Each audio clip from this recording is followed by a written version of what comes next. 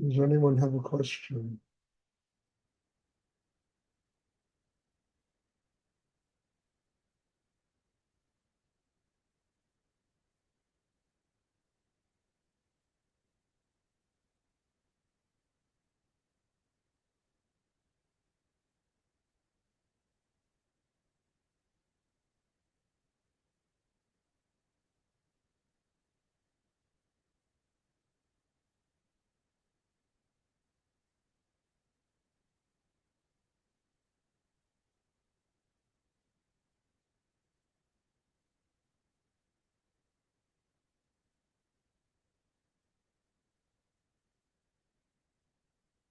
Hmm.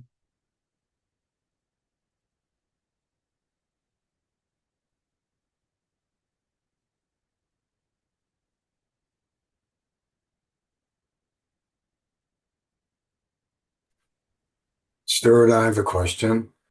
That's fine. How best to be in relationship with family members during the holiday? Send them gifts. Don't don't get involved in all the drama. Don't get involved in all the things that are wrong in their lives. Just love them, send them gifts, and wish them happy holiday, and keep it light and easy. I mean, if you're all light and easy and happy in yourself, you'll have no trouble doing this. But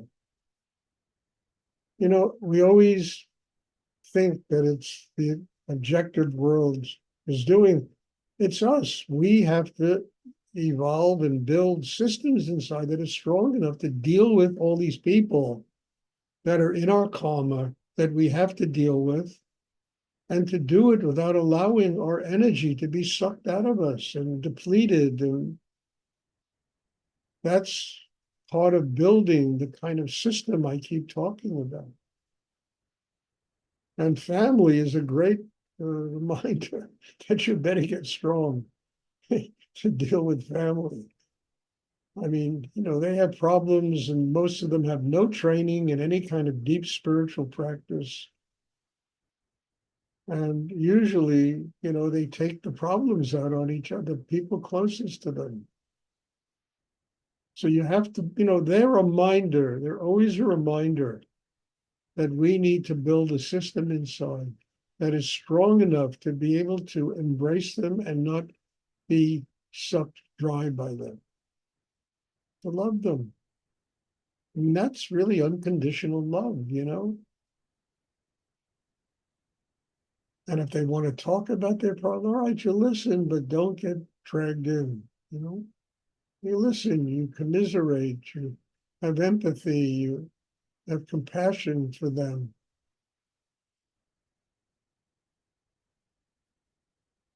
Remember, here we're supposed to have training in how to deal with the craziness of the world without allowing it to deal with us. And that training, will always manifest, and we'll find out how much training we really need when we interact with other people. Because most people have absolutely no training in any kind of inner development in a spiritual life. I mean, they might go to church, they might go to synagogues, they might, go to mosques, but there's no real internal training. And the fact that one is getting that kind of training here means when you interact with these people, understand, you can't allow their insecurities and problems, to drag you down. And if it does, it's just telling you need to work on yourself. You need to build a system that can embrace whatever your karma is in day-to-day life.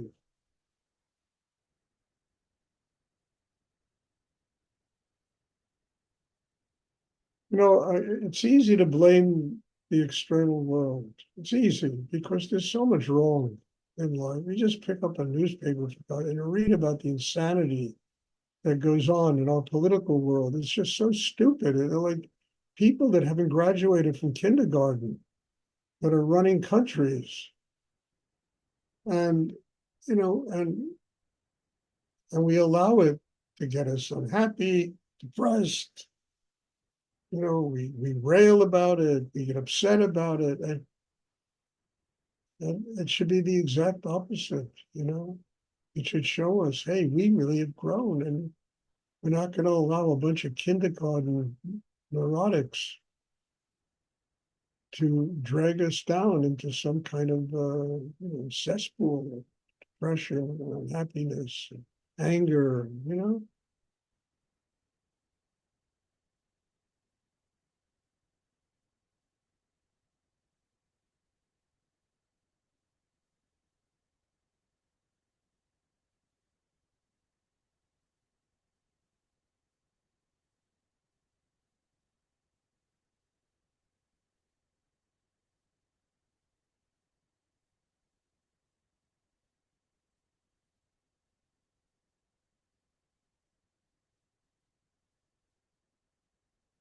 And this wonderful expression is, this too shall pass.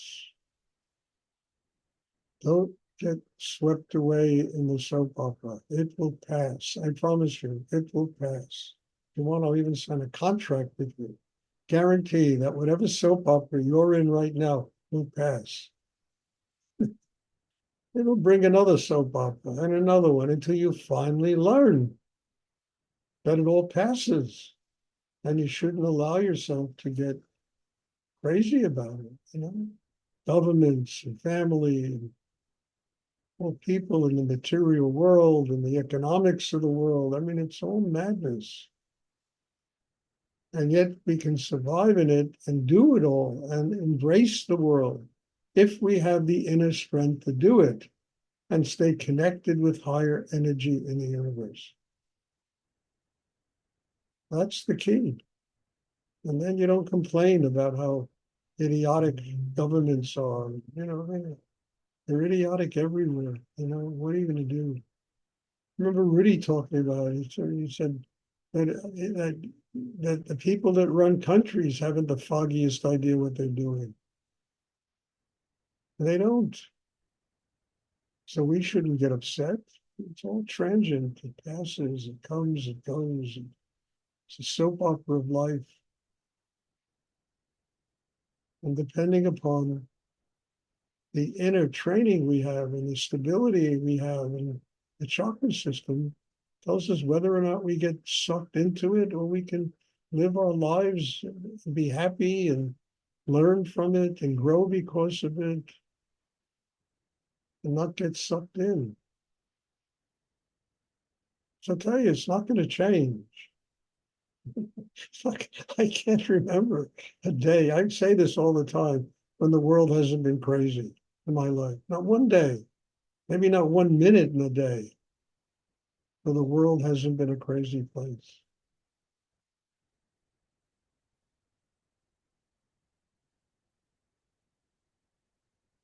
And that was all the more reason why I said, you know, Stuart, you've got to do, when I was young, you got to do something to get strong enough to not allow the madness of the world to drain your life away. And the only answer, as Rudy said it, the best way out of town is up. Connect with God, connect with higher energy, connect with the source of all everything.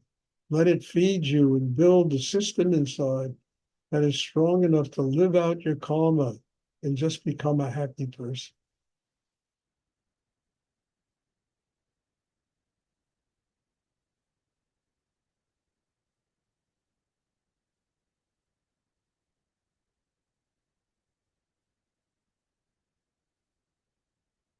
Does anyone else have a question? So that's probably the best way to deal with family. You get stronger in this. That's the best way. Send them presents. Started sending my sister presents. I haven't really had much contact with for years, you know. Now every couple of times a year I send her a gift. He gets a telephone call from her. You know, she calls me up thanking me. It's a rare thing. something that almost never happened. Now I get phone calls being thanked for the gifts.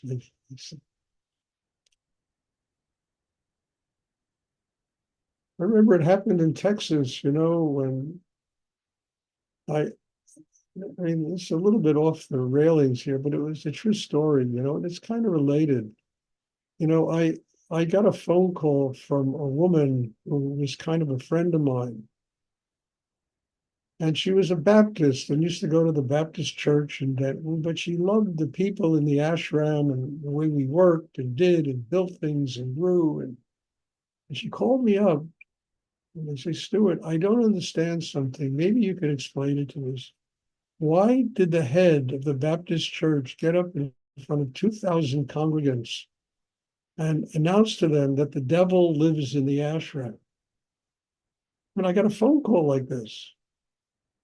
I said, holy shit. I started having visions of the Ku Klux Klan and burning crosses on our lawn. I mean, it was unbelievable. And I said, well, what do you do? So Rudy always told me, you want an answer, it's always right in front of your face.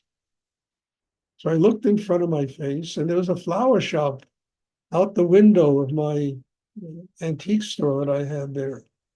And I went across the street to the flower shop. Never forget this. And I bought about $100 bouquet of flowers, which today is probably about $800 for the same bouquet. And I sent it to the head of the Baptist church with a letter explaining to him in a very loving way all the work that we do with the how many people we've gotten off of drugs, and we work in prisons and we work universities, and we thrive in the community. We brought business to the community. We had a very successful restaurant, for God's sake, and other businesses. And a month went by, and I tell you, it was one of the hardest months of my life. I kept having dreams and visions of the Ku Klux Klan. I mean, Denton, Texas was a very conservative, right-wing kind of, redneck community. People rode around in pickup trucks with guns behind them. And I that was one of the worst months of my life. Until I got a letter from the head of the Baptist church. I'll never forget this, apologizing to me and saying that he really didn't know what went on in the ashram. And he began to do a little investigating, and he discovered that we do fantastic work in the community. We help a lot of people, and I would like to apologize to you. And I will never, ever say anything negative about you and your community again. I mean, it's not family, but it's the same kind of thing. You got to find something that touches them, you know,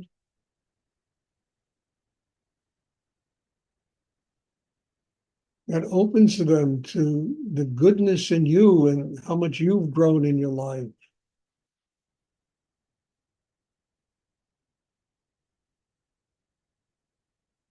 I mean, I'll tell you, it was the first night's sleep I had in a month when I got this letter from the guy. Unbelievable. And I never told anyone in the ashram about this. I just kept it quiet. Otherwise, we got to get guns, we got to build a fort, we got to surround Fort Ashram. I mean, I just kept it to myself. I said, Stuart, you're going to have to work this out.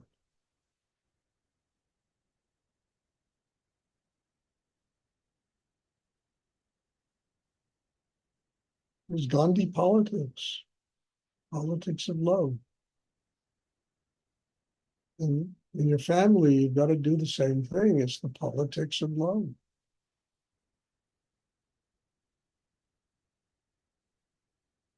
Does anyone else have a question they would like to ask? Thank you, Stuart. Very good.